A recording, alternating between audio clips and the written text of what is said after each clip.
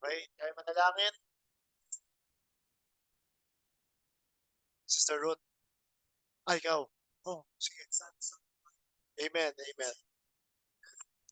Madalangin rin natin si Brother Alex, no, sa pagpanaw ng kanyang ama. Amen. At kung meron pa kayong mga request prayers ay ah, paki-text lang po dito. Amen. Amen. Panginoon, salamat, Panginoon, sa pagtipo mo sa amin sa araw na ito. Salamat, Panginoon, sa napakagandang araw, punong-puno ng iyong pag-asa. Salamat, Panginoon, sa pagpapala mo ah, sa amin, ah, sa napakagandang araw, sa napakagandang smooth operation ng aming hardware, ng aming software. Panginoon, alam mo, Panginoon, ang laman ng puso namin, kung bakit kami nag-set up, bakit kami nag-fellowship. Ito ay nagsasama-sama kami para sa aming pag-unawa sa mga galaw ng Espiritu para sa aming panahon ngayon. At makita namin, maramdam namin, Panginoon, ang iyong galaw, ang iyong ah, napakagandang unawa para ito ay aming maibahagi. Hindi lamang sa amin, hindi lamang sa mga piling mga tao, kundi sa bawat lakad ng buhay namin, sa bawat paglakad namin dito sa aming journey na tinatawag namin buhay, ay in one way or another, matouch namin ang bawat isa sapagkat kilala namin kung sino ang humanity. Kilala namin at alam namin ang buong potensyal ng bawat isa.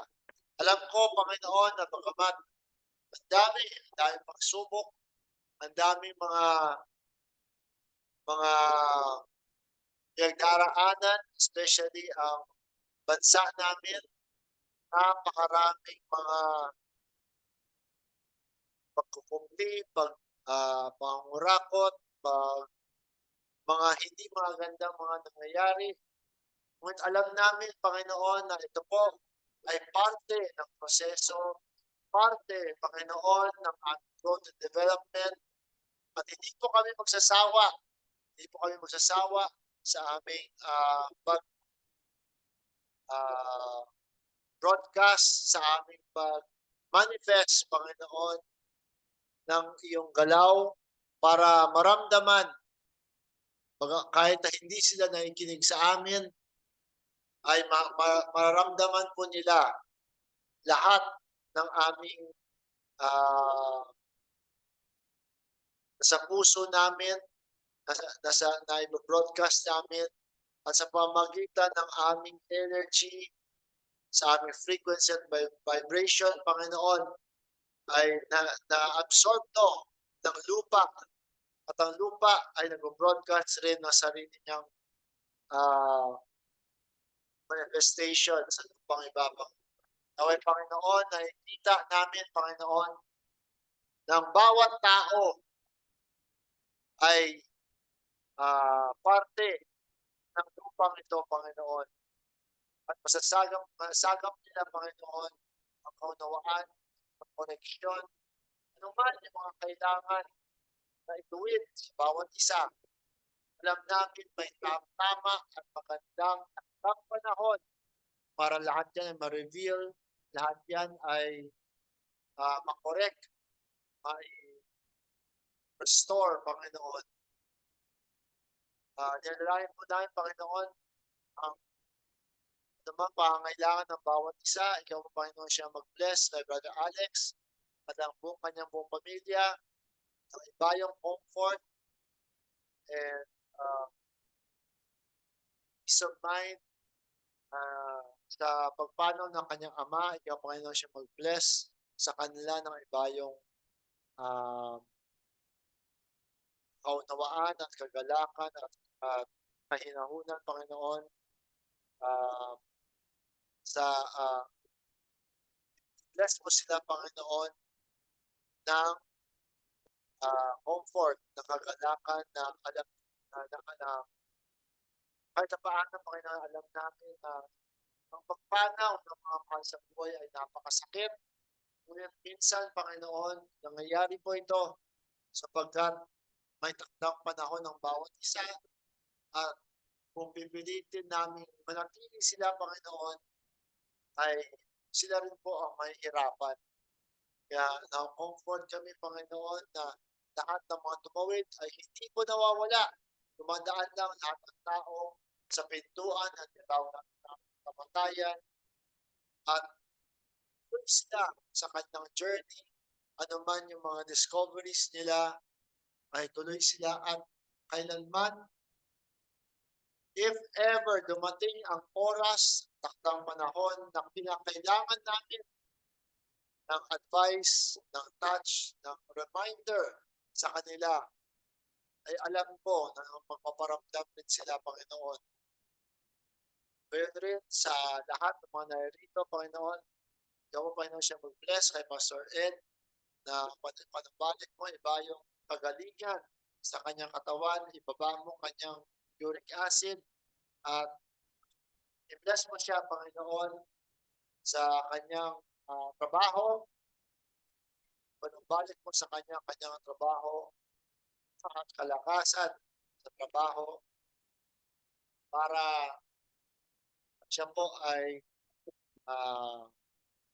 makapaghanap buhay at magkaroon ng magandang source of income, Panginoon, para sa sustainability niya sa sarili niya. Meron rin, Panginoon, sa mga kapatiran, i-bless mo kami, Panginoon, dito sa aming pagbabasa ng iyong mensahe sa araw na ito. Kung saan mapaunawa sa amin.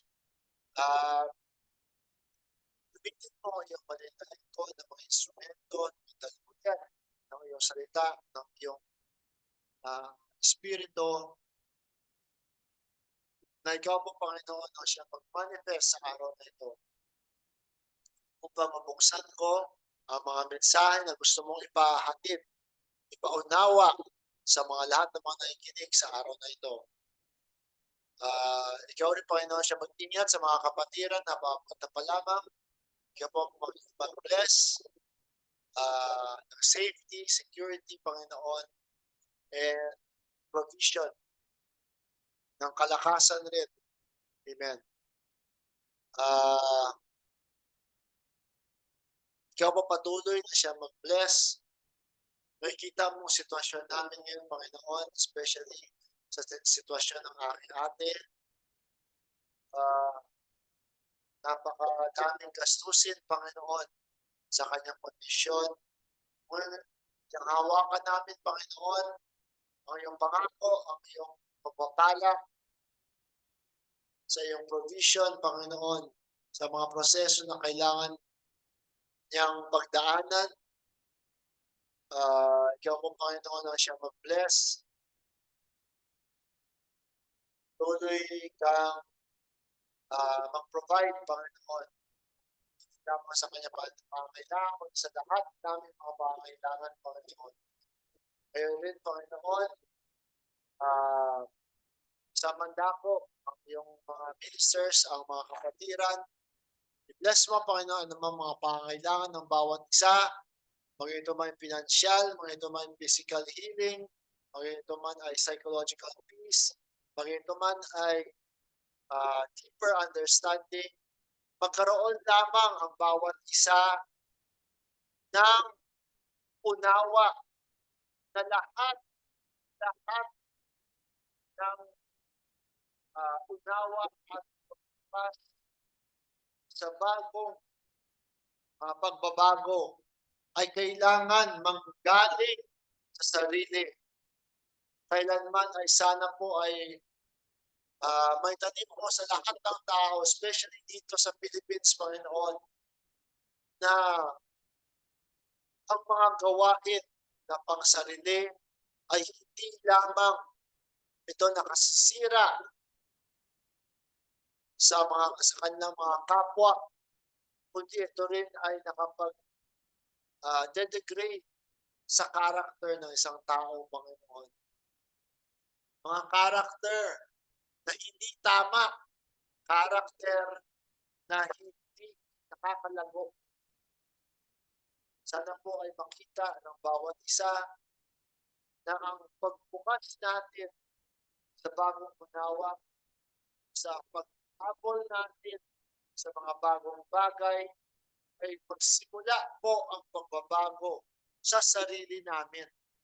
At saka namin makikita na kung ito ay magsimula sa amin, kapag dumating ang panahon na nag-manifest yan sa amin, Panginoon, then ang buong kapaligiran namin ay makikita at maramdaman namin ang pagbabago.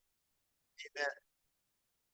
Sana po ay gabayan mo ako sa pag-open ko sa mensahe na tungkol that it all starts with ourselves. Salamat, Panginoon. Balik ko lahat. Papuri ka, salamat. Pagmamahal sa iyo sa matamis sa dakilang pangalan ni Kristo Jesus. Amen and amen. Pabangan, Panginoon. Amen.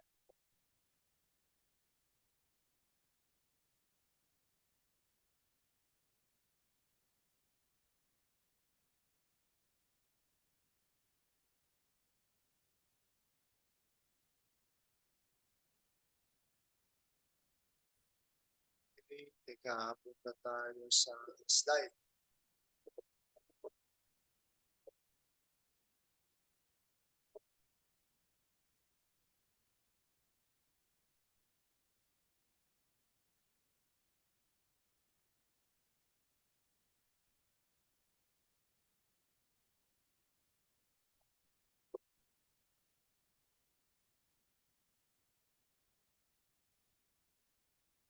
Amen. So, makikita natin, no?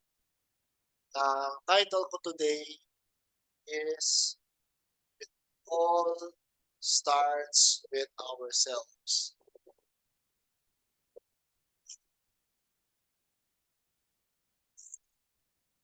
Alam niyo po,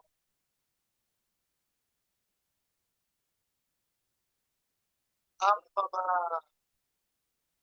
pagbabago, ang pagbukas natin sa mga bagong kaunawaan, bagong kaisipan, ba? Lahat yung pagbabagong yan, kailangan magsimula. Kung yan po ay sa tingin mo ay kailangan mo para ikaw ay lumago, para ikaw ay mag-mature, para ikaw ay may palaganap natin ng pamamahalan sa isa't isa. Ang pagbabago ay kailangan magsimula sa sarili natin. Huwag natin hanapin ang pagbabago sa ibang tao. Kung lahat tayo ay palagi naghahanap tayo ng pagbabago sa ibang tao, diba?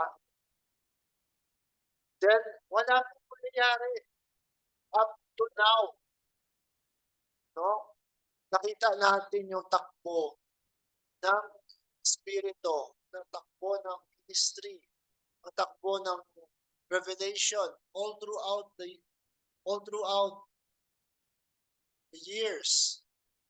Nakita natin na every time tumatakbo ang mensahe, ay gusto nila ikulong ang mga tao na kung ano lang ang share, ano lang yung na-reveal, ito lang dapat, ito lang. Diba?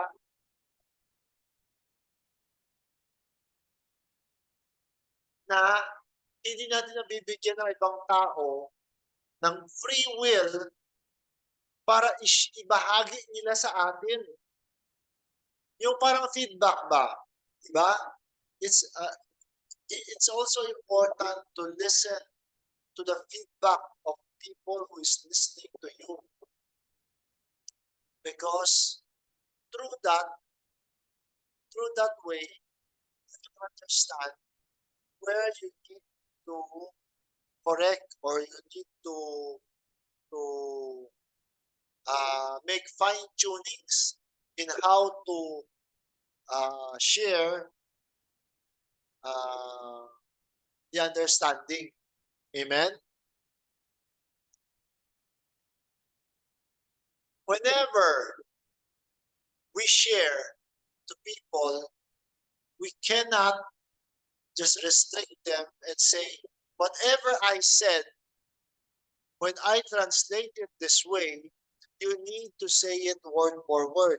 That is an old system. And is that way of thinking is not anymore applicable today. Amen. As we have seen, time has uh, run its course, and as it goes forward, everything is changing. Remember, when the Spirit was establishing the law during Moses' time, it was perfect. It was inspired by the Spirit, and it has power. Amen. What there is power in the word at that time. But as time goes on, it has it even the law itself that is inspired by the Spirit, blessed by the Spirit, and it is a manifestation of the Spirit's will during its time. When the appropriate time comes, it passes on, and it became a thing of the past. It became a system that is not anymore applicable during Christ's day. When Jesus Christ came, he introduced another flow of the Spirit, and he has said that it's all fulfilled. Once the written word or written prophecies are all fulfilled, then the written word is not anymore applicable because it is fulfilled. Amen. Trying to stick to just the written word will cause you misery and death. For the letter killeth, but the spirit giveth life. Amen. So with this understanding, when we are opening up, we need sometimes to think outside the box. What do I mean? When I say we think outside the box, we think beyond tradition.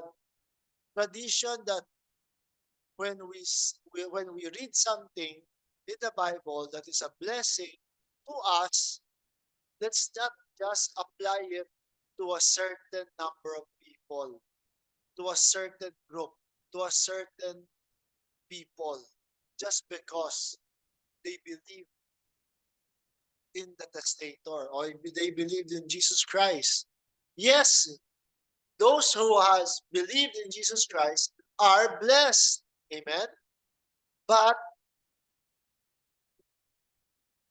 even the people who doesn't hear the word, the Bible, or people who do not know Jesus Christ, but has the law and is fulfilling the law in their hearts and minds, in their lives, who are we to judge them, right? Even though they're not with any group or they're not Jews or whatever, they don't believe in Christ, they are in another religion, and yet the things that they do sometimes is even more blessed than the real, right? Which I am now removing the real.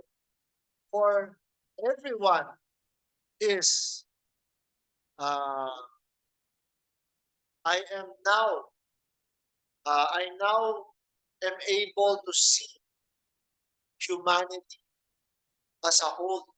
Amen. It is just, as I always said, it is just the difference of knowing and not knowing. It's just that difference. It's just the difference of those people who has come to this maturity and the people that has not yet reached that kind of maturity. Or there are people that just just wants to stay in their comfort zone. Okay? So let's go to my first slide here, where Jesus Christ said, Father, forgive them, for they know not what they do. This is my personal thought on this statement. It's hard to apply this statement to only the believers and saints only, or to only the chosen few in the future to come. No, I think this applies to all of humanity as a whole, because all creation is humanity. How can you say you are here to save the world, but you actually mean only a chosen few? Diba? Diba Jesus Christ came here not to condemn the world, but to save the world. And yet, we, as the people who think to ourselves that we are the elite, we are better than others because we did something, we believe in Jesus Christ or whatever, we think that that salvation only applies to us. But something that is given, diba? You cannot unreceive something, especially when the Spirit imparts it. Amen. How can you say you are here to save the world, but you actually mean only a chosen few? This interpretation came from tradition that only those who believes in Jesus Christ are saved. Only those who goes to churches are saved. Only those are traditional ways of thinking.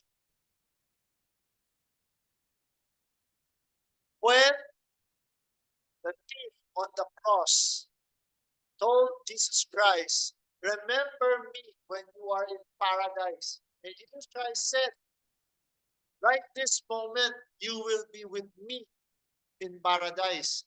Did the, did the thief confess his sins? Did the thief do any, was he baptized? Was he, whatever requirements you are thinking, did the thief did that to be able to have eternal life? No, he didn't. He just believed. Wala eh. Tapos tayo, di ba? Ang dami nating requirements, di ba? Sa isipan natin, ang dami nating requirements. No. Amen? Jesus himself said, I came not to judge the world, but to save the world. The world equals humanity. All of humanity. Amen? There may be different times, there may be different methods, but all, everyone, when the Spirit,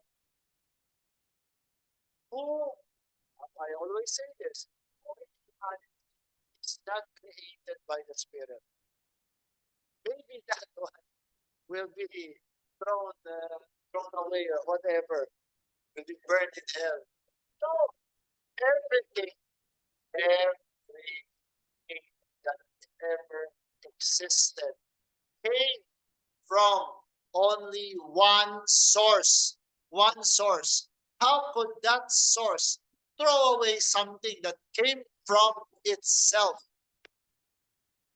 Whatever is manifested by the source, because it has a purpose, it has its role to play in the overall scheme, in the holistic view of everything that is good or bad, good or evil, black or white, light or darkness, all these things uh, takes its part for the uh, for us to be able to integrate the understanding much more clearer. It's like Braham said, how can you know if a woman is clean? You just need a comparison. You get a woman that's not clean. So you are able to distinguish, to understand. This is not judgment. This is understanding. When we come to understand anymore, then we don't need anymore the sample, the good woman, bad woman. No, because we understand already. And when we put ourselves in their situation, we come to understand the good woman, and we come to understand the bad woman or whatever. Diba? Then everything works together for good. Diba? What a beautiful understanding. Nothing is lost. We don't waste anything. Whatever is the bad things, learn from it. Whatever is the good things, then grow, then prosper. Pour your energy into the good things. What's bad? Well, those are just your stepping stones. You learn from them. When you learn from them, you gain very, very vital life lessons from all those mistakes. And hopefully, when you realize that, when you apply that, it stays with you so that it becomes your uh, part of your resolve to not do that again. Part of that lesson. Diba? That's why we learn from it. When you learn something, don't, don't, don't try to do it again because it is not the right way. And this is so sad when we see people for all their goals, whatever is their goals, no matter how good, how beneficial is that goal is to themselves, to a selected few people, but when it uh, becomes destructive to others, we lost a part of that our character. Every time we know something that is not right, but we still do it, our character is fractured. Our character is slowly being shattered. But with that shattered character, when we come back, when we do a 360-degree self assessment, correct ourselves, when you shine a light through those broken glasses, then you can see the colors that it produces. It becomes a more vibrant and beautiful way. Amen? What we need to start to make that decision by ourselves. We need to awaken people that greed, that self-interest, that you do everything just to make more money, You are harming not only all of the people around you, you are also harming yourself. Amen.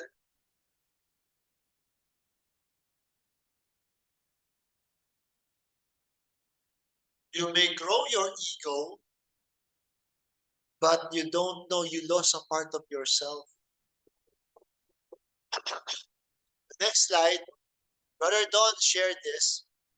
When you step back, when you step back to help others move up spiritually, you lost weak-minded, self-centered ones. When you step back, this means that you keep on going back to your whatever you're sharing. You look back, it's, di ba, sabi, life, the, the journey is not a straight line. The journey is a spiral. And in that spiral, we come across things or we say some things that we once touched on and it creates new meaning. Amen. History may as if repeats itself. Amen. It may look like that history is repeating itself, but we are being able to look at the Bible as if it's another book, as no, it's not as if it is a new book right now. Amen. And with that new book comes new understanding, deeper and much more holistic understanding that is inclusive to everyone. That is the flow of the Spirit, like a river. A river that remains stagnant becomes poisonous. It cannot sustain life. That is the Spirit. When you are always regurgitating the old message, your old message, um, bring that up again and again, you are becoming dormant, a dormant spirit, and it will fester and it will cause sickness. It will uh, be detrimental to you in your spiritual life, in your physical life. Whatever things, remember always, whatever things that affects us spiritually will eventually manifest physically. It all starts there, brothers and sisters. Whatever we plant, whatever we grow in our spiritual tree, it will manifest in this reality, in this three-dimensional world, physically. Remember that for everything, for creation is a constant thing. Up to this very moment, creation is manifesting. Amen. So whatever we say, it has, uh, it carries power behind those words. Amen. So when you step back, help others, meaning when you sometimes go back to, topics that is you have already discussed to be able to give a more detailed description or detailed explanation about a certain topic or a certain message for people to have a better understanding spiritually. We lost the weak-minded, self-centered ones. Sometimes some people will criticize you. So why do you always come back to the same old, right? They they don't see what they are saying, what they are doing. The very thing that they are condemning on others or saying bad things to others, they are revealing their true nature. Why? It's not that they are bad. It's just that they are letting their ego, they are feeding their ego. Amen. For I know that all humanity is Christ. And in Christ, not uh, there are in the manifestation of Christ, all manifestation of Christ is not just good, Pastor. All manifestations of Christ has good and bad. And when something manifests bad, it is because that person is coming from an ego, is coming, that source comes from hate, comes from lust, comes from all those negativities that they are keep on entertaining themselves. But the core person, the character of the person, I believe all Christ is good. I know everyone is good. It's just that they are entertaining illusions. Uh, they are tricking themselves because they want to feed their ego. They have not yet matured. Amen? Diba? When you mature, you know how to use your ego. Take note, brothers and sisters, ego is not a bad thing. Brother Don said, but I will, that's another topic.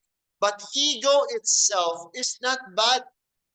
Ego sometimes will help you. Diba? Because why? You need ego in your life when you are facing self-doubt, when you're facing uh, inferiority complex, right? The ego to reinforce yourself, to believe in yourself. The ego is just that. It is believing in oneself, taking care of oneself. That's the ego. That's the right way of using ego.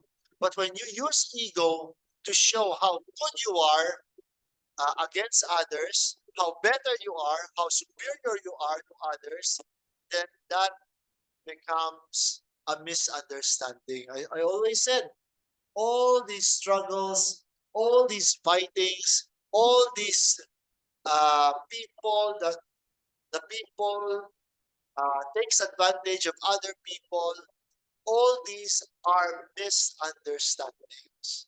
When a person comes to an understanding yourself, take advantage of people because you see Christ. How could you, real talk, as Jesus Christ said, he that has no sin cast the first stone. You are Christ. How could you bring yourself to take advantage of Jesus Christ? And to the victims, when a victim does not think like a victim, they are not a victim. The reason only the victims become victims is because in their minds, they see themselves as victims. Sad to say. Every time a person is assaulted or somebody is wants to hurt you, when you show fear, you are empowering the assaulter to you. You are giving strength to the one who takes advantage of you because you surrender your will by fear. But when you stand your ground, despite the fear, despite the weakness, you stand on, you refuse to back down. We see these police will are really afraid. Why? Police are actually afraid. they just try to uh, lift up themselves by their ego by taking advantage of other weaker people. Amen. So when people listen to us and starts to comment about things that is why do you do this, or why uh, people who always wants to find fault, right, are weak-minded, self-centered ones. When you are awakened to this present understanding, you want to awaken them because the joy, the peace, the blessings that you come to realize that you are enjoy it when your brother, your sister is not one share, one awakened also them happy to see what you are seeing because it brings you joy. Amen. That's the real awakening in this. Whatever you are enjoying, you want people to enjoy also because it brings you happiness. It brings you a joy, unspeakable joy that no amount of money, no amount of material things, no amount of food or any kind could ever fill. Amen. But when people always looks for the things that is bad in you, I'm sorry, they're weak-minded, self-centered ones. And losing them is not, you don't need to be sad when they go away. Let's just love them. Let's just pray for them. And maybe someday you'll be able to connect back with them. They don't. We do not and we never close our doors. Our doors is always open. Our minds is always open wide. Because we will know, we will know when those who go out, when those people who are in this that wicked condition has already gained their understanding, their maturity, then we will know. And once they know, we can connect back to them. Then we just pick up on where our last fellowship.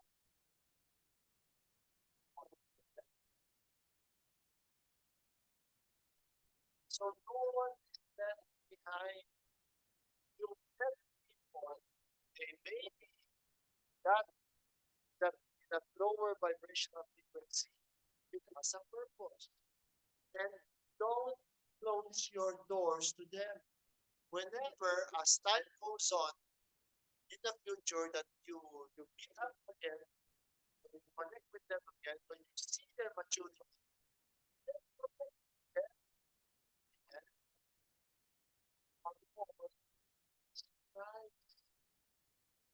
and find the self-centered ones. They may be right now that way, but maybe as time goes on, as they go through their process, maybe they will grow out of that one. Then they're open to connect with them. Amen? Yan ang maganda eh. Wala eh. Wala tayong ikaway. Pastor, kung anong last time na magandang samahan natin, bagamat matagal tayo hindi nag-usap, nagkita, i-preserve mo lang yun. Para kung dumating ulit ang panahon na ma-meet mo ulit sila, remember, just pick up from where last na nag-usap. Amen? At alam mo naman kung ano stand niya. Hindi mo naman kailangan yun ang pagdebatihan Magkita-kita kayo, just talk about that. Just care for them. Just love them for who they are. Amen? So, the next slide, sabi dito ni Pastor Jess, eternal life is living for others. Be kind for no reason. Be kind for no reason. Yung iba, may mabuti lang kapag pero yung kailangan magsimula ka sa atin. Hindi yung at least nasabi ko, kailangan mo ikaw. Hindi. Nagsimula po yan sa akin. Amen?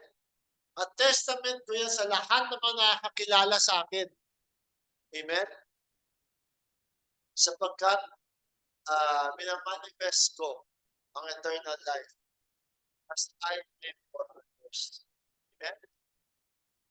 Magsimula sa sarili natin desisyon sa buhay. Everything that is beautiful and is for our own good, we need to do that, we need to decide to do that. We must start from ourselves. Restriction. But you should do this, you should do that, you should do this, you should do that. Let it first come from you. Then, just love them. Just love them. I always remember, Brandon said, there was when he was working, he has a superior that is so bad. The superior enjoys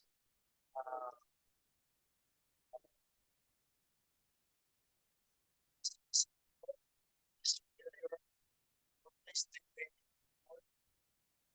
and he was praying that God will meet this superior to the point sometimes when he was so focused on his bad doings, he wanted God to take his time. And he was praying for months. And he was thinking,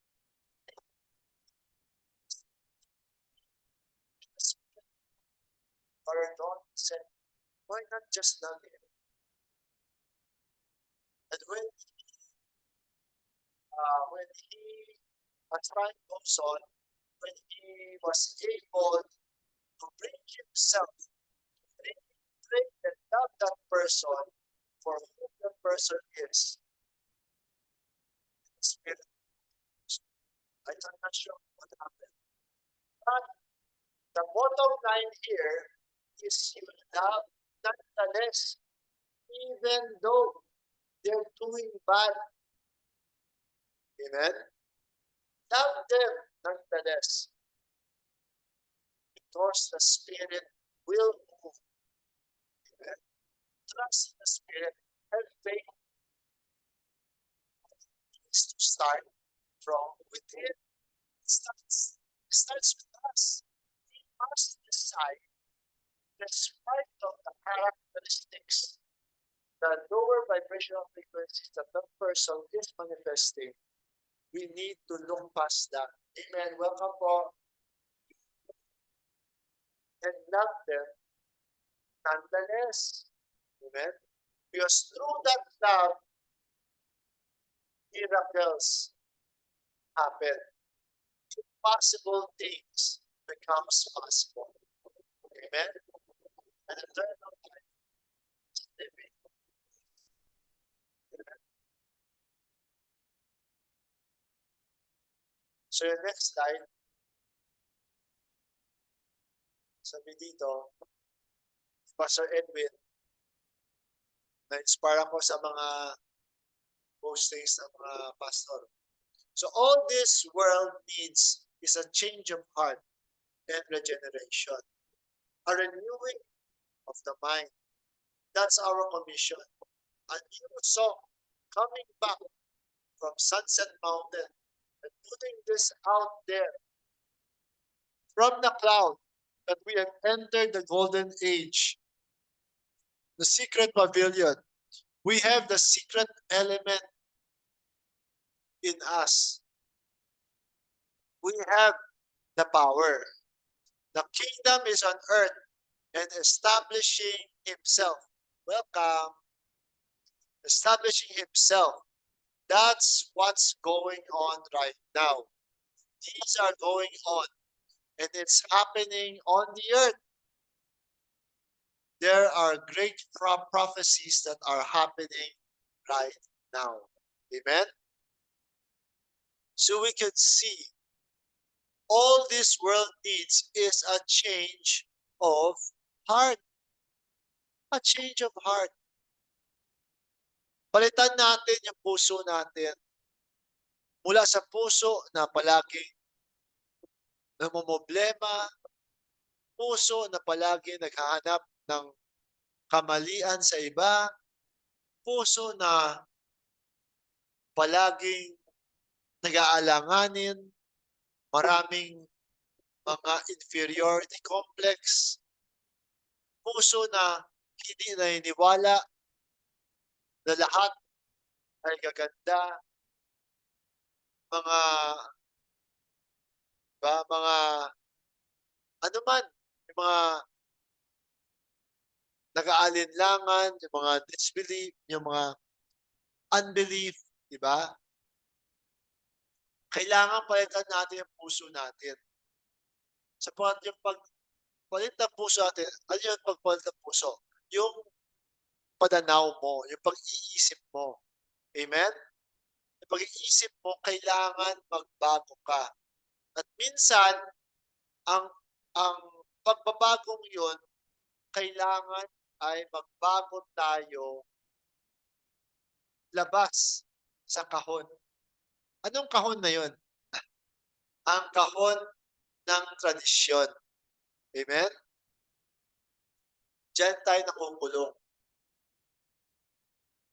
Gusto mo, iinom mo yung fan para nahanginan tayo. I-adjust mo ng konti. Diba? Yung mga traditional thinking, yung traditional na mga practice, yung mga traditional na paniniwala, diba? Kung hindi na po angkop sa ating presenting panahon, huwag na natin i-entertain. Basta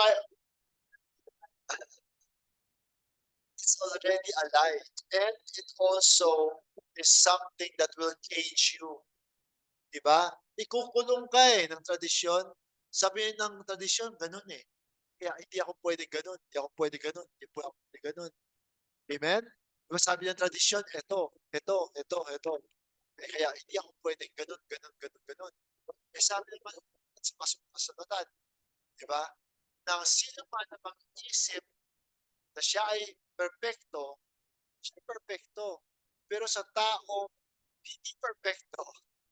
Yan rin, sa lahat ng mga bagay, hindi siya perfecto. So, nasa isipan lang pala lahat yun. Nasa kapangyarihan ng kaisipan. At ngayon, sabi dito, ang renewing of the mind. That's our commission. And so, coming back from Sunset Mountain and putting this out there from the cloud, that we have entered the golden age. We have the secret element in us. We have the power. Amen? May kapangyarihan tayo. May say tayo sa mga bagay na gusto natin mangyari para sa atin. Diba? Dati, palagi, kailangan manalangin ako, kailangan hintayin ko yung paspas ng Panginoon. Kailangan mo na ngayon. Jesus mo sagot eh. Teka ha, dahil ako. Amen? Eh minsan pala kailangan pala natin tayo mismo magsimula Gagawa tayo ng hakbang papunta doon sa kasagutan na yon. Amen? Diba yung babae na merong blood issue, diba? Halos buong buhay niya, hindi niya mahinto yung pagluluwa niya ng dugo, diba? Naubos ang kanyang kayamanan sa kahanap na iba-ibang doktor para lang siya ay gumaling. Ngunit wala nangyari. Nung nalaman niya, nandiyan si Kristo, nagpursige siya, hinabol niya talaga. Sabi niya, kahit na yung kailangan ng hawakan ko, alam ko gagaling ako. Hindi niya nalaman yun sa kanyang isipan. Siya mismo ang nag-decide sa kanyang sarili na desperado na ako eh. Wala na akong ibang puntahan. Pag-asa ko, hindi mamatay na ako. Amen? At nung ginawa ko ng laylayan na, sinabi si Kristo, diba? Nahawakan ng laylayan, naramdaman niya kung balik siya. Sa paglayaring alam mo, yung babae yun, siya mismo nabigla, natakot. Nung bumalik siya, di ba dapat tayo masaya ka? Di ba yun na gusto mo? Sabi sa'yo, ba't natakot? Kasi nga, yung operation ng faith na yun, nakakatulong. First time niya, sa desperation niya, na nag-work. So, tinuturo sa atin ng Spirit, sana wag ka lagi yung hihintay mo, yung sukdulan na, yung last moment na, last choice mo na, saka ka mananalangin, maniniwala, magkakaroon ng pananampalataya sa Espiritu, parang lahat na ng paraan ginawa ko. Sige, manalig na. Why not? Sa simula pa lang, manalig ka na. Amen?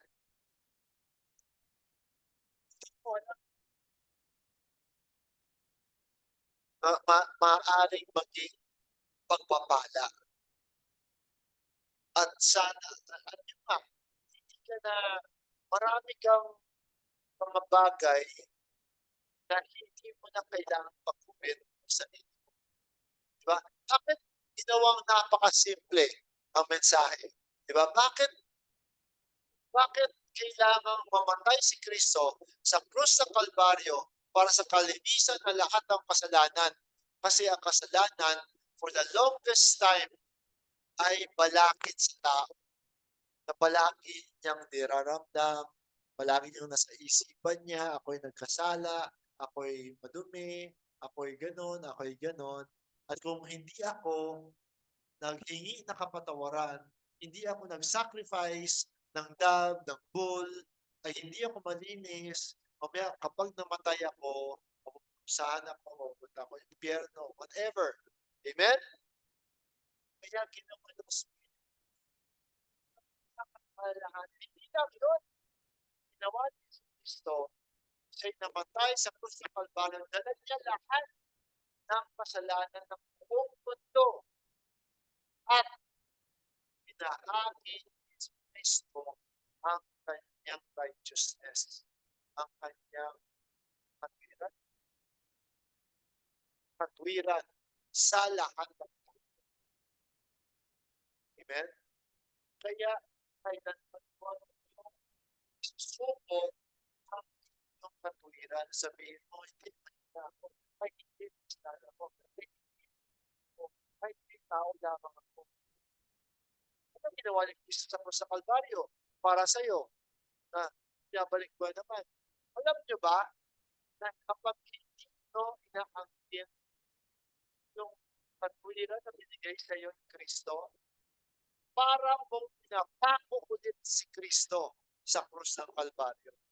Yan ang ginagawa ng bawat tao na alam ang ginawa ni Kristo pero hindi tinatanggap ang blessing nun. Amen? Pinapako niya. Rapat siya ulit sa iyong isipan. Kasi isip mo, kulang pa eh. Sabi nga nito ating Pastor Jess eh, kasalanan na hindi kayang hugasin ng dugo ng kondero. Ano yun? Dugo lamang ng isang tao? Hindi. Dugo yan ng Espiritu. Sapagkat ang Espiritu mismo ang nagkatawang tao, naging pitos sa tiyan ni Mary at naging si Jesus Christ. Amen? Ang Espiritu mismo na nagkatawang tao. Walang kontribusyon na galing kay Joseph o kay Maria. Sabi ng Spirit, eto ako, buong-buong ako yan. Ako yan. At ito, ginawa ko ng paraan.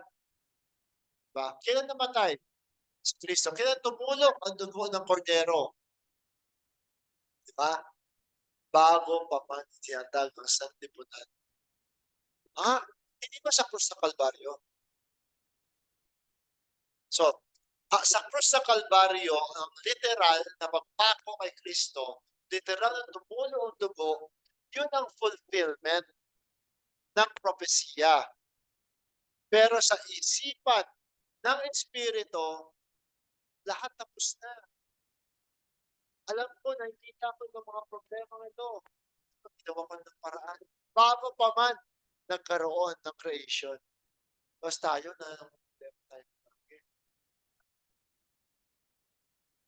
When every time you doubt na ginawa ni Kristo, ako ulit siya. Ako ulit. Napahirapan mo ulit. Nakita niyo papahirap kay Kristo? Sabi nila, kung nakapako si Kristo, di ba sa mga palabas, may tapis siya? Sa actual, walang tapis yun. Sinugal nga ng mga Roman soldiers eh.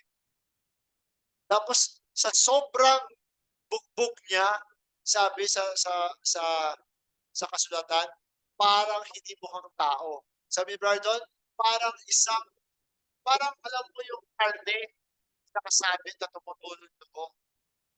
Ganun kalupit ang nangyari kay Kristo. Hindi makatao ang ginawa kay Kristo sa pagpako sa kanya, sa pagpahirap sa kanya, na meron siyang thorn, di ba? Crown of thorns, di ba? Whenever you come to doubt what He did for you, tandaan mo kung nag-contribute ka. Alam niyo ba, kung nabuhay ulit si Kristo, sa tingin ninyo, gumaling yung sugat niya?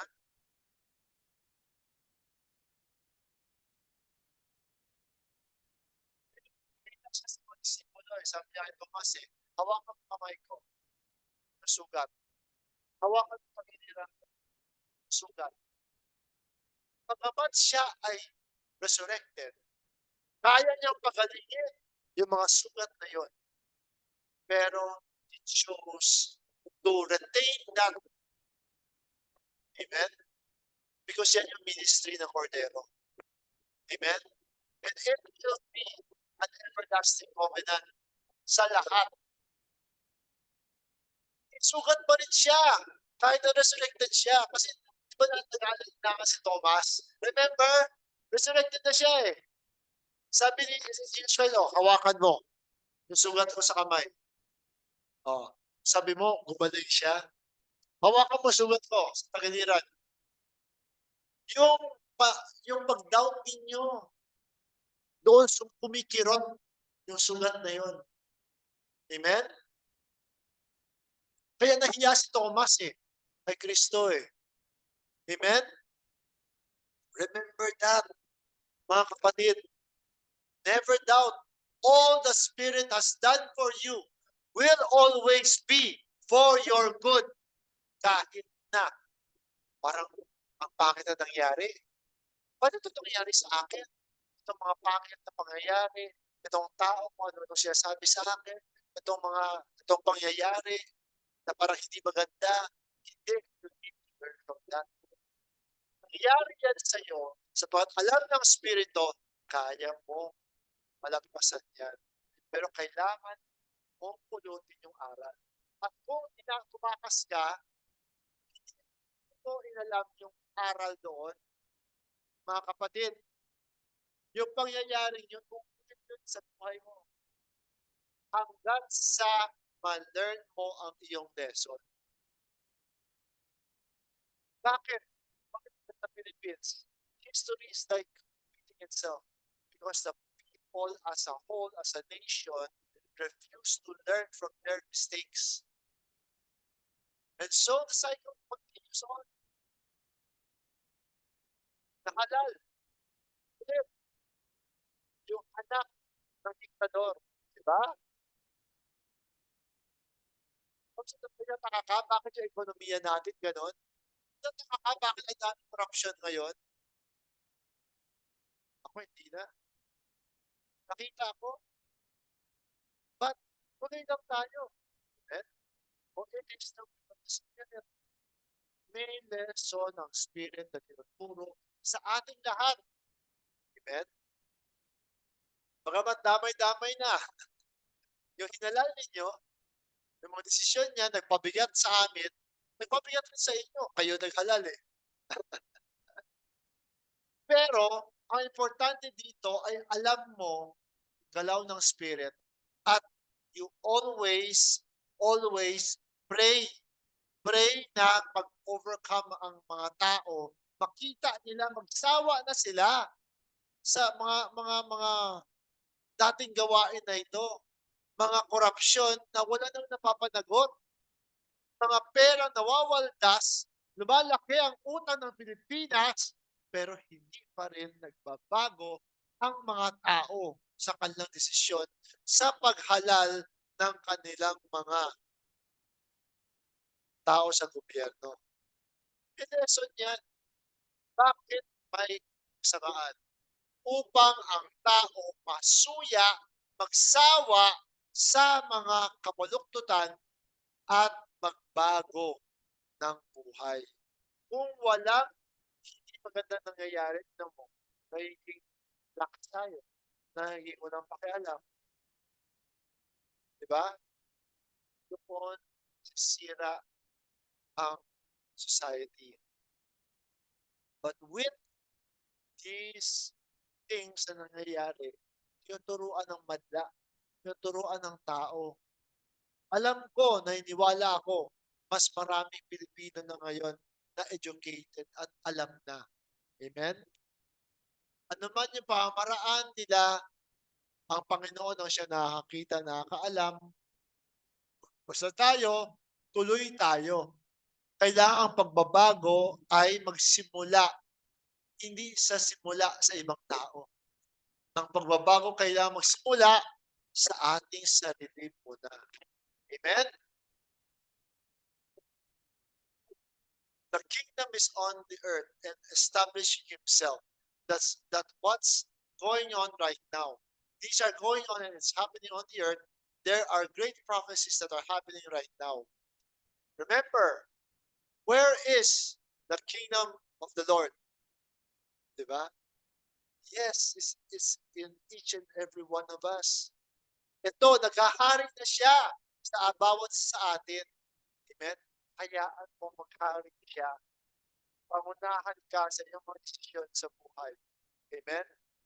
At kapag ano man yung mga nangyayari, maging mapagbigay, maging mag-manifest ka ng kagandahang asal. Amen?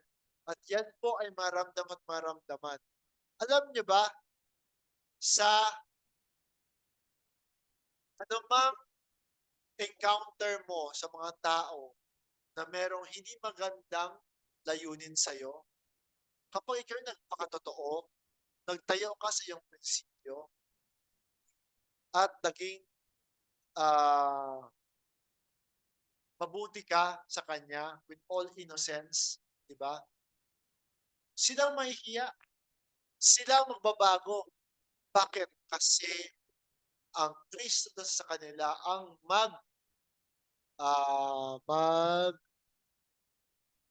guilt sa kanila, mag-enganyo sa kanila. You need to be patient. You need to be firm sa sarili mo. Huwag kang matakot. Amen? Kaya nga always siya sabi ko dito, kailangan magpakatotoo tayo sa sarili natin. Kasi kung totoo ka sa sarili mo, wala kang kailangan katakutan. Wala kang kailangan ipag-alinlangan kasi totoo ka sa sarili mo. Amen? And once totoo ka sa sarili mo, kayang panindigan ang ang katayuan mo, di ba? Ano man yung position mo, ano man yung binabato nila sa'yo, ano man sinasabi ng ibang tao sa'yo, kung hindi naman totoo, bakit mo entertain? Bakit ka magre-react? Oo, masakit, oo. Pero kung hindi naman yan totoo, bakit mo inaanggit? Amen? At kung may totoo man, kung may kailangan na pagbabago tayong gawin, magbago tayo. Di ba? Pag-correct natin yung sarili natin. Amen? See, Father, it all comes from within. For Christ is not a person. Christ is the anointing.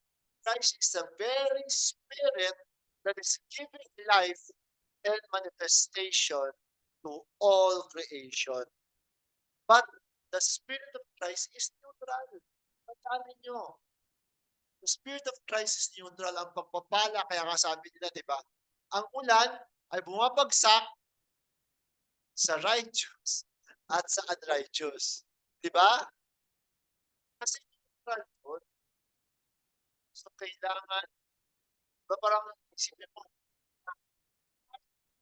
mas pinagpapala pa yung mga gumagawa ng masama. Akala mo lang yun na kung mas pinagpapala. Bakit? Lahat filtered. Lahat pakitang tao. Di ba ganun yan eh? Yung mga nag-Facebook wala, ang daming pera, ang daming mga kotse. Diba? Pakitang tao lang yan. Hindi mo alam kung pinaraan ng tao yun. Huwag mo maigit. Amen? Maging masaya tayo sa pagpapala na binigay ng Panginoon na ano meron natin. Amen? Sapagkat kung tayo naging kontento sa anumang meron natin, alam niyo ba, na mas maganda pa ang iyong inaasan kaysa kay Solomon na kahit na anong grabing karangyaan, anong grabing ganda ng kanyang kasungutan, anong laki ng kanyang kaharian, ay hindi kayang naikumpara sa iyong naman. Sapagkat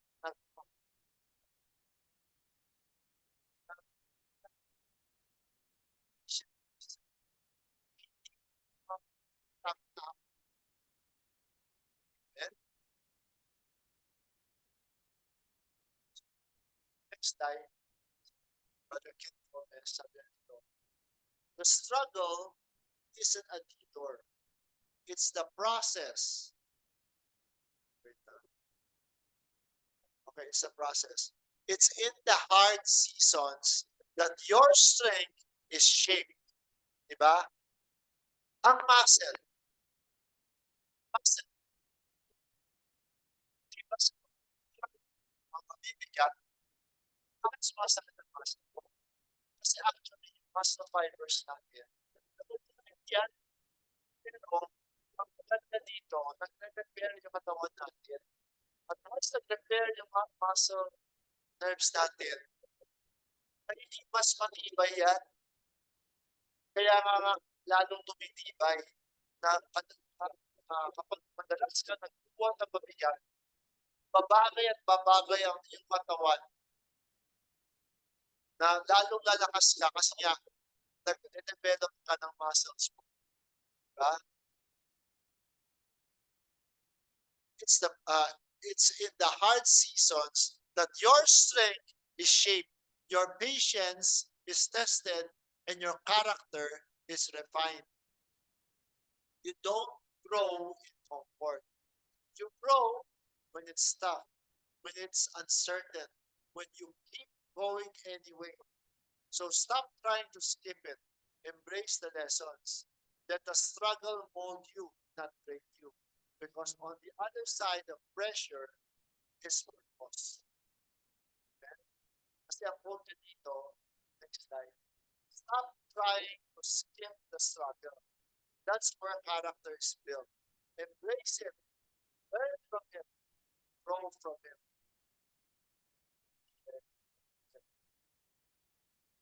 Diba? Sa mga, isa kasi parang kadalasan, no? Parang ayaw natin. Ayaw natin mga ganun. Mahirap masyado. Ayaw tumatakas tayo. Tumatakbo tayo. Magawa tayo ng paraan. Kung pwedeng malusutan yung mga struggles na yun. Amen? Ayun pala, para sa kabutihan pala natin. Para sa kalakasan pala natin. Ang pag-test sa character natin ay lalong tumitibay ang kumpiyansa mo sa sarili mo. Amen? Yung pasensya mo, palaging natetest. Bakit? Kasi ni-develop sa iyo ang patience. Diba? Kung paano ang lahat ng bagay na natetest sa iyo ay dahil kinakailangan mong tumibay doon. Amen? At kung tumibay ka na doon, di ba? Wala na sa iyo yung kailangan ayusin ko yung kailangan maging patient ako. Hindi. Every time na meron mo na-encounter na mga bagay na will test your patience, gumagawa ka ng paraan na hindi mo na alintana yung test na yun. Kasi alam mo na. Alam mo na kung napunta ka sa sitwasyon na gano'n, di ba? Kunyari, di ba, sa kotse nga palagi, kinakat ka. Di ba yung mga motor, sumisingit? Sana kung isang side lang, hindi, magkabilaan eh. Pero, na-develop ko na yung patience ko. Minsan, nakikinig ako ng radyo, hinahayaan ko lang yung radyo. Hinahayaan ko, inuunawa ko na minsan siguro kailangan lang mauna. Amen? At hindi na po alintana. Parang hindi na nga test yun ng patience eh. Di ba? Part na yun ng living for others. Amen? Hayaan mo na, paunahin mo sila, parang magpalaya ka, di ba? Na hindi na sila i-test. It becomes your character, part ng character mo, na pasensyoso ka. Di ba? Ganoon din, kung believe ka sa sarili mo, at ayaw na ayaw maparatangan ka, di ba?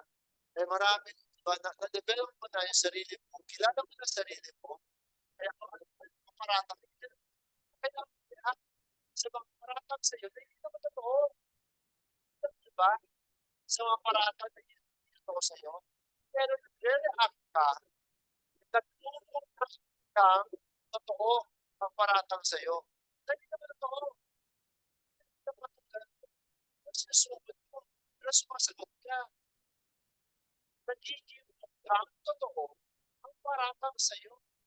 Huwag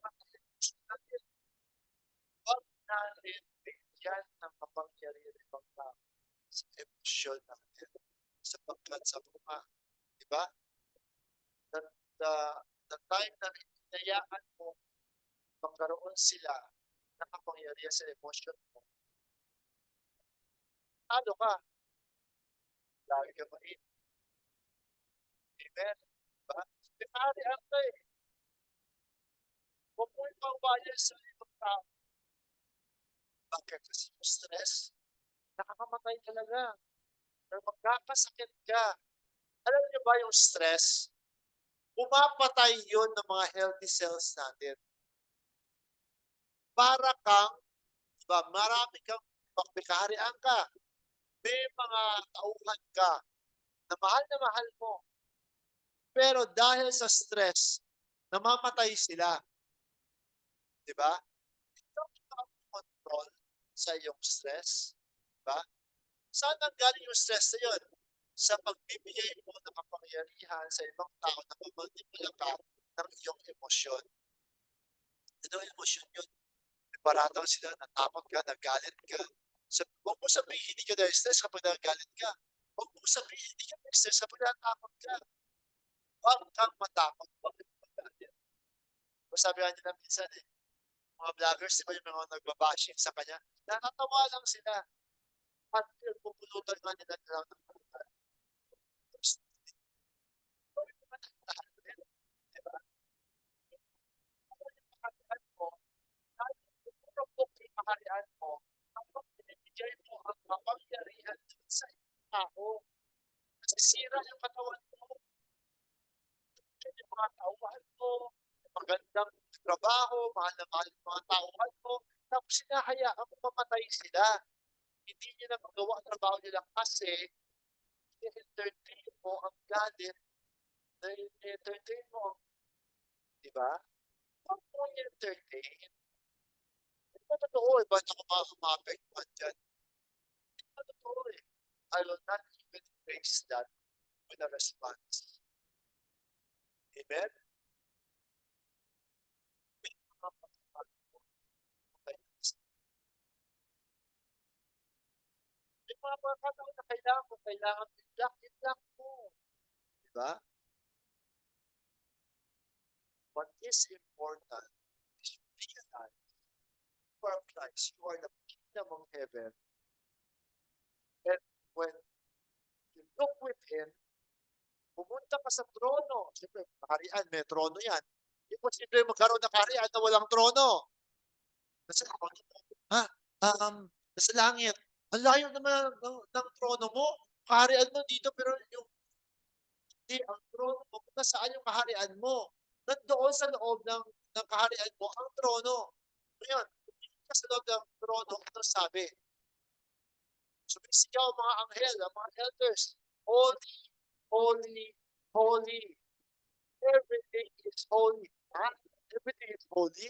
Nagkakaroon ng patayan, marami nawawala. When you look out, sa labas ng tao, ikaw, sarili, marami kang magsulyapang marami kang makikitang akin sa dito sa loob mo. Makikita mo ang Spirit. Lahat yan, parang si Tom, diba? May panahon, mayaman siya. Sa isang ilang, lahat nawala. Lahat na kayamanan niya, pati sa nawala lahat. Pati ang health niya, nawala. Pati yung mga kaibigan niya, kinukundi na siya. Kasi may kamalian ang ginawa. Kaya pinaparusahan ka. Magpagsis ka. So, wala kang ginawa. Pero, sabi ni Job, hindi na tayo ang kapangyarihan. Diba? Sa tingin ng tao, isa nawawalan ka kasi sa tingin ng tao, hindi na nakulat kasi ito, masakla. Diba si Job, wala na lang si kanya. Diyos mo ang asawa niya. Paggawa niya sa buhay, sinabihan siya. Sumpahin na ng Diyos para mamatay niya na. Sa isip ng asawa ni Job, may ginawa siya kasalanan. Kaya niya nasabi yun. Kung naniwala ang asawa kay Job na wala siyang ginawang masama, bakit nasabihin niya? When everyone judges you, you just stand firm. Ano ka talaga? At purihin mo ang Panginoon. Sabi ni Job, di ba? Pupurihin ba natin, magpaslamat pa tayo sa Panginoon sa kasaganahan pa lamang? Hindi. Kahit na sa kawalan. Hindi ano nangyari? Di ba? Yung pagpapala ni Job before nangyari na wala lahat, ay doble pa ang kanyang nakuha.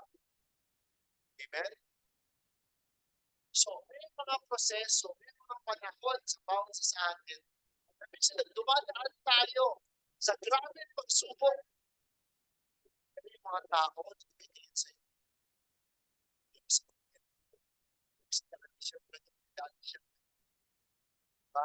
Judgment, judgment.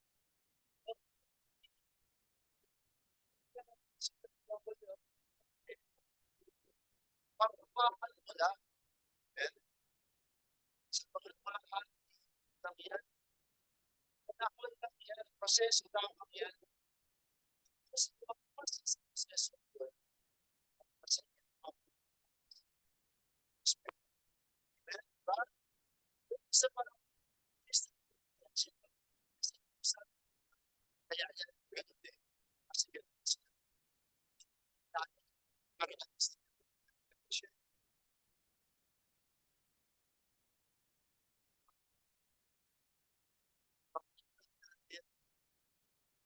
lahat po ng tao ay may kanya-kanyang pananampalataya. Amen? Pananampalataya. Paano tayo marating natin ang ating blessing na may takdang. Amen? Nasa atin nagsisimula lahat yan. Bilang ikaw, kung ano man yung pinagdaraanan mo, hawak ka lang, buo naman ang balataya. At bilang ikaw rin, kung meron ka nakikita, nakakilala mo, nagdumadaan sa hirap, diba? Huwag mo nang gatuman. Kasi ganun ka eh, kasi ganun ka eh. Just be there for them. Amen? Alam niyo ba, na kapag nanggagatong kayo, bumabalik sa'yo yung paggatong mo. Lahat may results yan, lahat may consequence yan. Amen? So, what is important? Let's start from ourselves. Either maging the one na nawalan, dumadaan sa pagsubok, o doon sa tao nakakita, nakakilala, dumadaan ng pagsubok, huwag tayong maghusga, huwag tayong mawala ng pag-asa. So, lahat po may dahilan, lahat ay nandyan sapagkat lahat tayo kailangan dumaan sa ating contrast, sa ating proseso para sa ating kabutihan. Ang magawa mo lang ay, di ba, sabi ko nga, dyan ka, ano man yung nagdaraanan mo, panghawakan mo, maging madaling ka lang, nalagpas, ito ay nalagpas din sa'yo, o nakikita mo ang ibang tao, samahan mo lang, damayan mo lang, kung kaya mo tulungan, tulungan mo. Amen? Sabi ng Espiritu, tungkol na pinagpapala ang taong nagbibigay kaysa sa taong matanggap. Amen?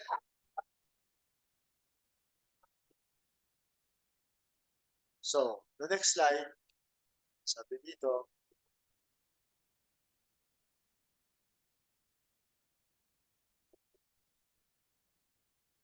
the Lord has reconciled us, sabi dito, the Lord has reconciled us back to Himself through Jesus Christ. We needed to go through experiences, exploring the unknown. Diba? Ano yung exploring the unknown? Araw-araw, hindi mo alam kung ano. Okay?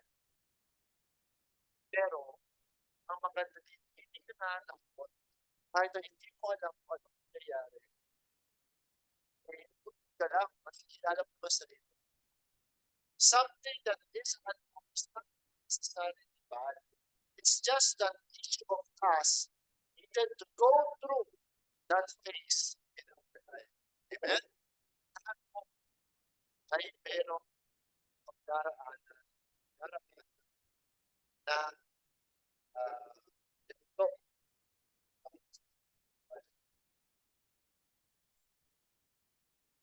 Kaya ko sinasabi ito para nga maging aware tayo na huwag ka mabilis na porket meron ka nakita, Minsan kung meron ka nakita, matatapos ka, tingnan mo may purpose na.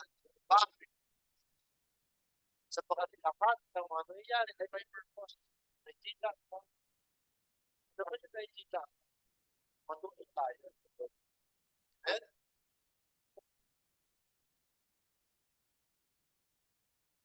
so the next line sa Hebrews chapter 6, verse 13 to 14. No?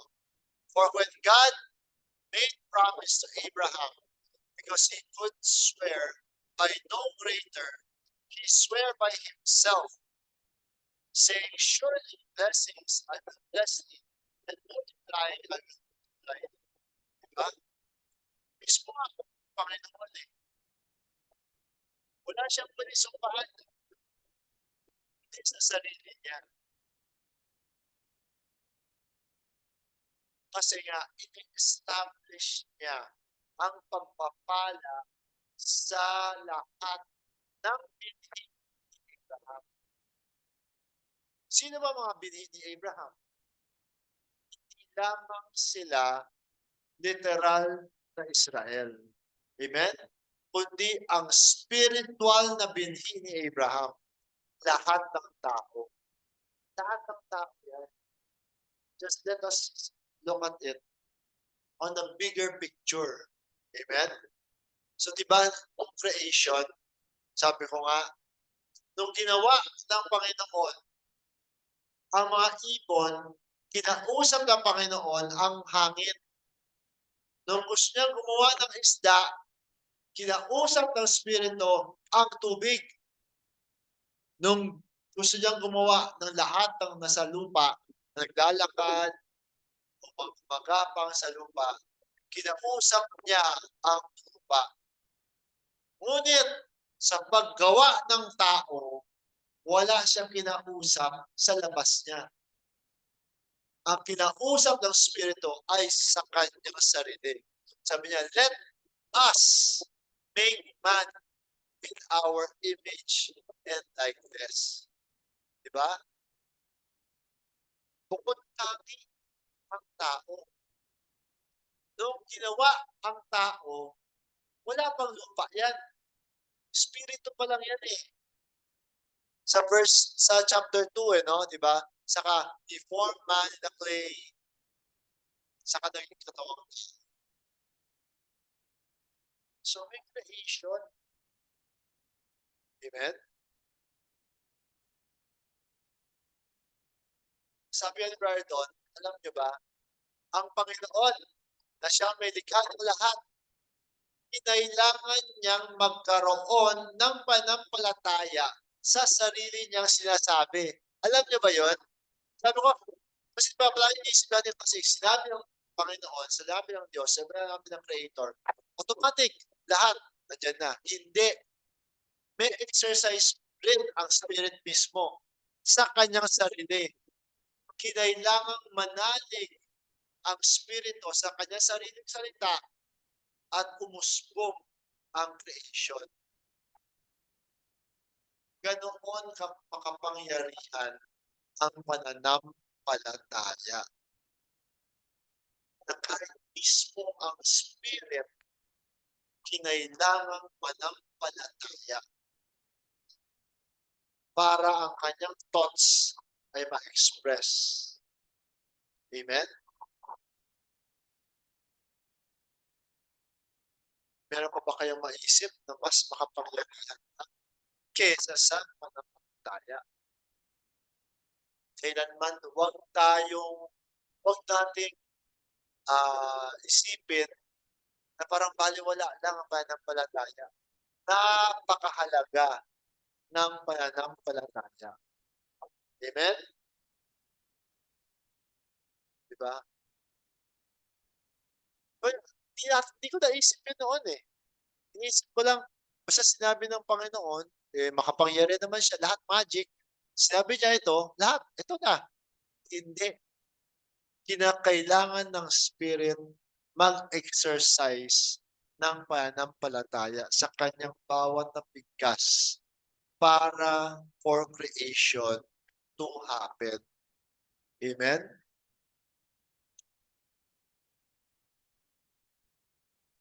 So, sa next slide, sabi dito sa Hebrews chapter 9 verse 7, no?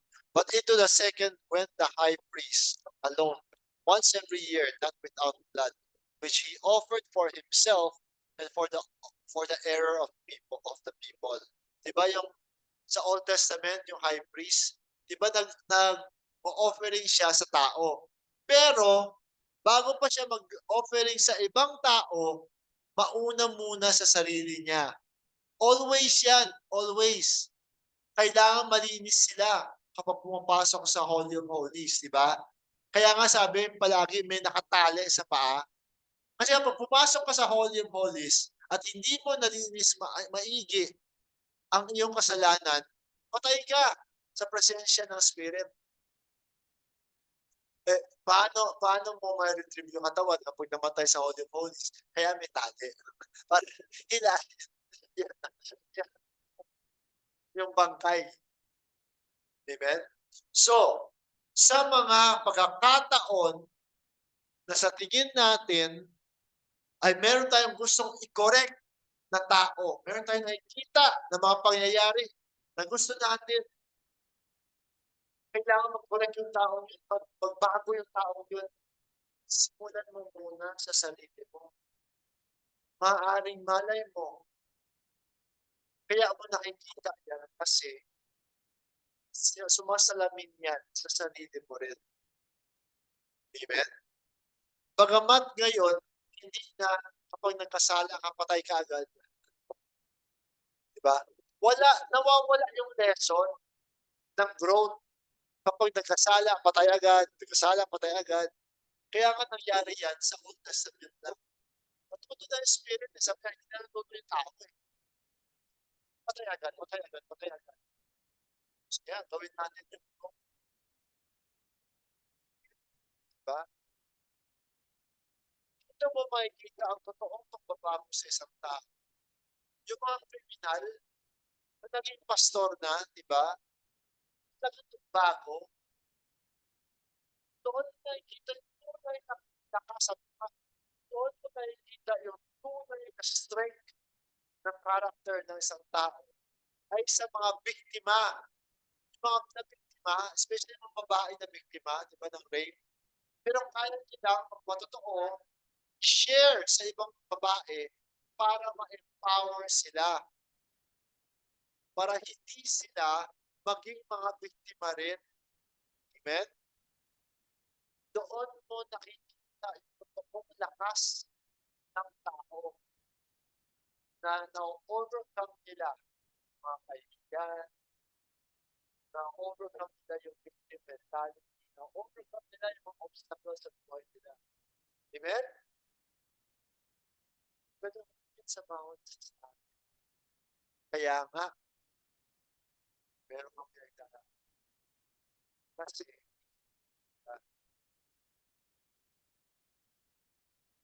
alam nyo ba,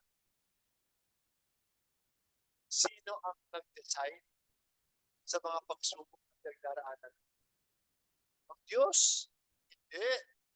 Hindi ang Diyos ang nag-decide sa mga pinagdaraanan mo. Amen? Sino ba siyang Diyos? Sino ba si Kristo? Ikaw. Ikaw nag-decide. Ako nag-decide na may panganak sa katawan na ito. So lahat ng pinagdaraanan ko, ako nag-decide na sa tingin ko, alam ko, ma-overcome ko lahat yan. Kaya ako nag-manifest. Kung isipin mo kung sabihin mo omniscient ang Spirit, na alam niya yung mga mangyayari. Yung pati tayo, meron tayong omniscience. Pero nung pumasok na sa manifestation, nagkaroon tayo ng amnesia, tawag nila. Pero, actually, parang hindi siya amnesia, parang ang nangyari, information ay darating sa atin paunti-unti. Amen? Kasi kapag diba, binigay sa'yo lahat ng information, sasabog ang ulo mo. Amen? Kaya in creation nila, itong mga limitasyon na pinataw natin sa sarili natin kasi parang sabi ko nga, paano mo uh, exercise ang iyong patience kapag wala ka ito sa physical at dumadaan ng mga bagay-bagay na nangangailangan ng patience. Di ba? May mga limitasyon tayo nilagay sa sarili natin kasi yung character na development kailangan natin sa pamagitan ng mga limitasyon. Amen? So always, kapag meron tayong gustong i-correct sa ibang tao, ito mo na sarili mo. Kasi lahat nagsisimula sa ating sarili. Amen? So dito sa chapter 9, verse 11 to 14,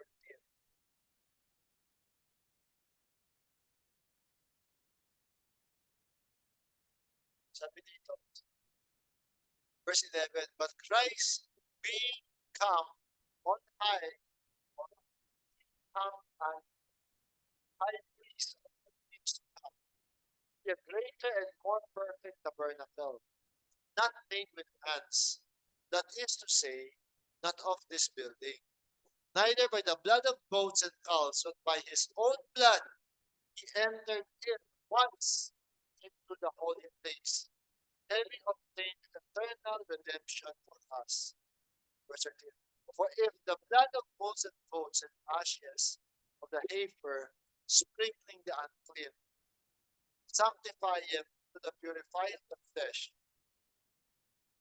how much more shall the blood of Christ, who through the eternal Spirit offered himself without spot to God, purge your conscience from dead works to serve the living God. Amen? Diba? Who through the eternal Spirit offered himself.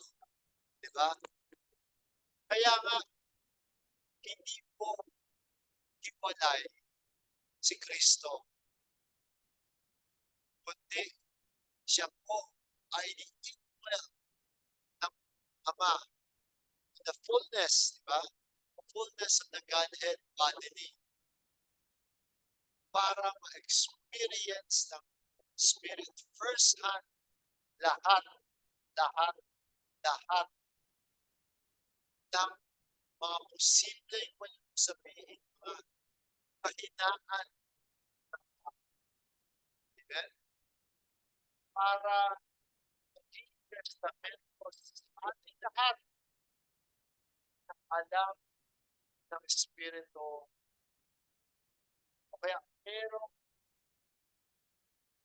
ay kapaano ng idea ang Spirit sa anumang pagdaraanan ng bawat tao.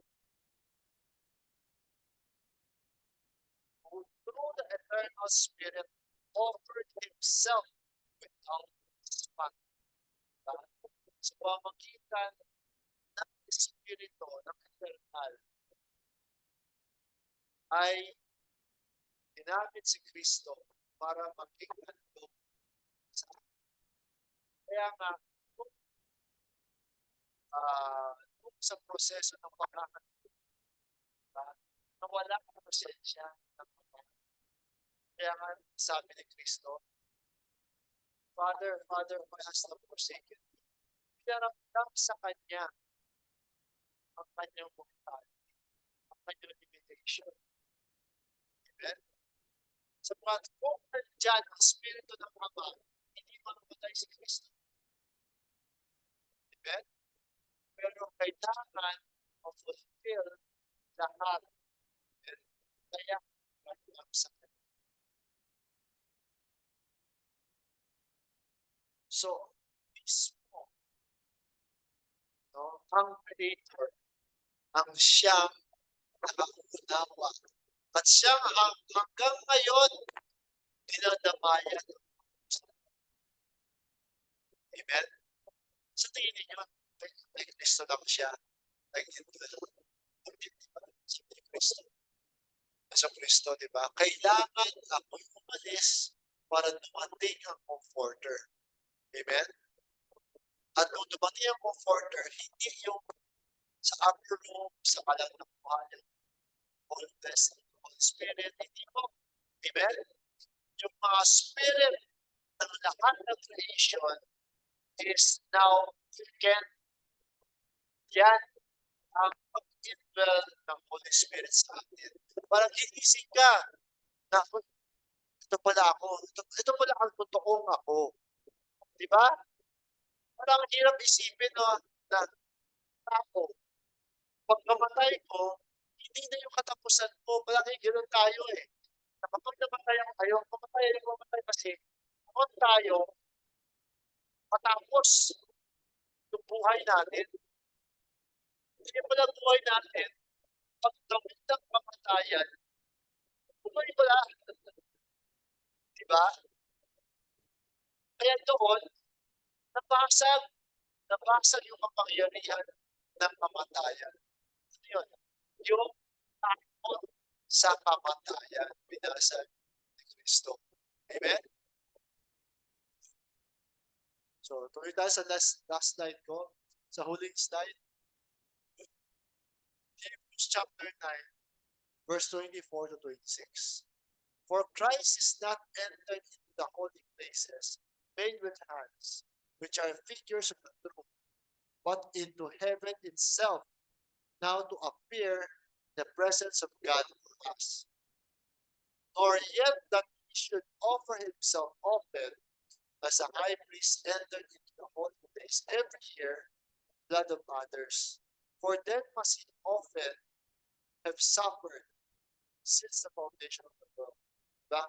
Sabi niya, not yet that he should offer himself often. Ang paghandog ni Kristo sa kanyang sarili ay hindi madalas, ay hindi maraming beses. Hindi. Kasi kung kailangan maraming beses siya ihandog, maraming beses siyang mahihirap. Sabi nito, for then must he often have suffered since the foundation of the world. Namin ba yun? May hirapan siya. At nahihirapan pa rin tuloy-tuloy. Kung palagi kailangan yung offer siya palagi. So sabi dito, but now once in the end of the world had he appeared to put away sin by the sacrifice of himself. Amen? So, isang beses, sabi ko na, every time, alam mo, ang ginawa ni Kristo para sa iyo, pero hindi mo na pakinabangan, na baliwala mo, ay parang pinapako si Kristo sa Kalbaryo. At parang pinapako kay Kristo na walang halaga kanyang harsh. Very harsh, diba? Ito ayaw natin sabihin sa mga Kristiyan. Pero madami pa tayo. Every time alin lang tayo nagkamali ako sa every time tayo sa ginawa ni Kristo para sa atin, siya, hindi natin gusto. Pero napapakot natin si Kristo sa gusto pagkakit dahil sa atin. Diba? Ano yung greatest sin? Sabi ni Brian Branham, diba? Unbelief. Hindi unbelief. Harmful lamang sa atin. Ang unbelief ay nakapagpatapos yan sa Spirit. Amen? Disrupt yung flow ng Spirit sa iyo. Nawawala, disrupt yung blessing. Nawawala. Diba?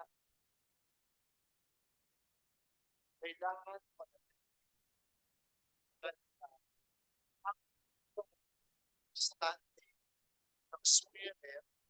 Bakit? Kasi kailangan maganda ang agos ng tubig sa sapa, di ba? Para lalong usbong ang buhay at mga isda. Diba? Nung madami ang isda, pag laging fresh tubig na lumalaloy, kapag ang tubig nag-start na namamatay lahat ng mga isda, ng mga buhay. Pero kung sa spiritual, every time disrupt sa pamamagitan ng kanila, sa pamamagitan ng mga negative natin at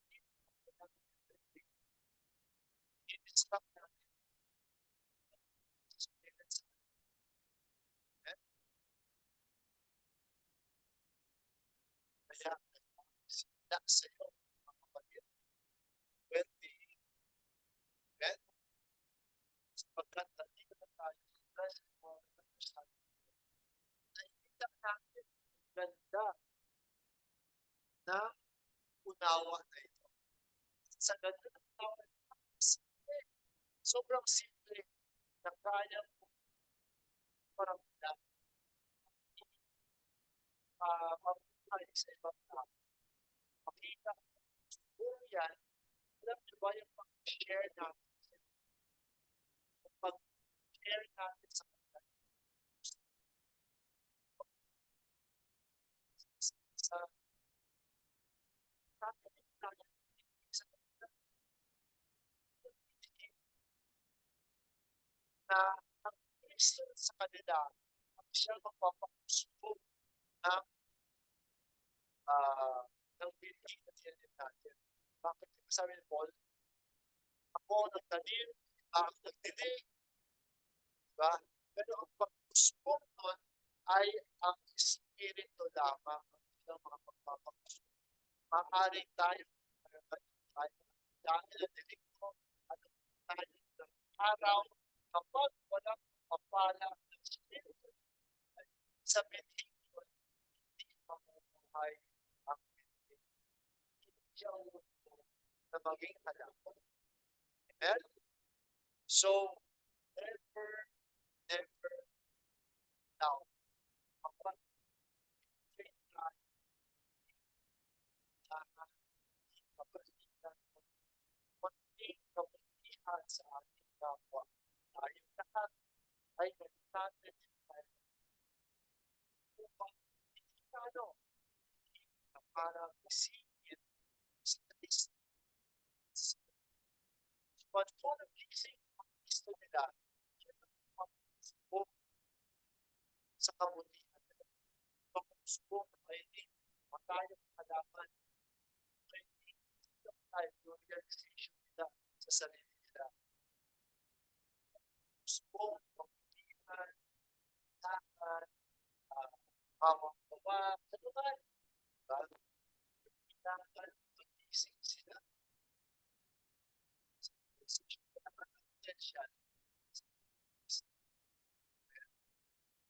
tayo,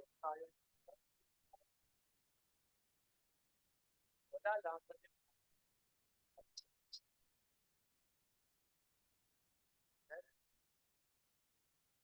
magdaan natin, wala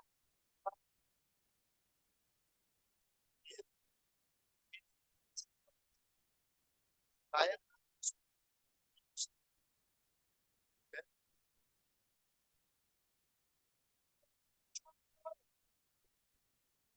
sabi mo dati, di ba yung Bible, kung naman isaksak natin sa tao, sa dami ng mga ayaw mo rin maniwala, share tayo ng share, at yung nga yung laway ng kapal, yung nga tayo, walang na nga yung madalang natin sa sharing, walang pakialam yung mga tao. Sa pagpapagal, huwag ka mag-expect ng, ng mayabong na ano. Pag nasa spirit ang buhay. Ito, ganda. Magiging masaya ka. Siya yun ng pagpapala mo. Kaya ka, na kapag share ka, nakipag-connect ka, that in itself, this is its own reward. sa kapwa, yung sarili mo nga, hindi mo matulungan eh. Pero sa Kristo, bagay palo, bigay ng kalahating sin. Bukod siyang pinagpala sa lahat ng mga nagbibigay ng napakaraming kayamanan, kasi yung kalahating sentimo nila na pangkakain nila, pangkapupusanan nila, ay binigay pa niya sa Panginoon. Amen?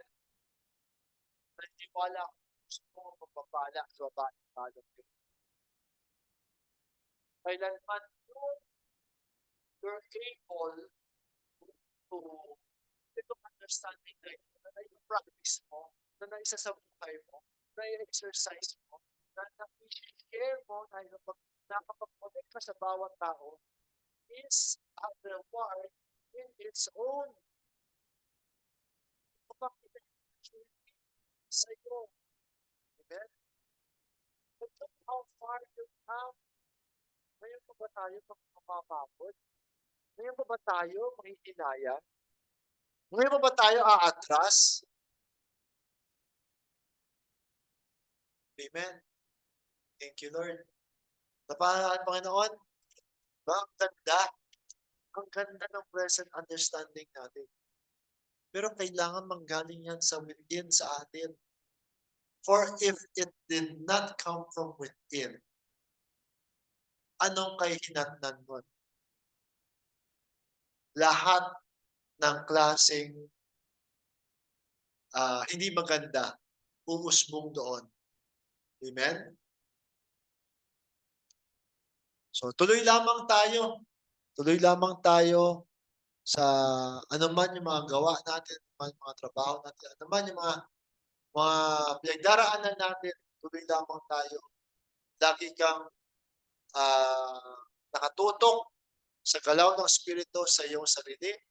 At anuman yung mga struggles na yan, lahat yan ay parte ng proseso, parte ng pick up sa iyo, parte yan ng lessons para sa iyong maturity. Gamitin mo lahat yan, stepping stones, para maabot mo ang pinakabibigay nating mga achievements. Amen? Amen. So, meron ba gustong mag-share? Pastor.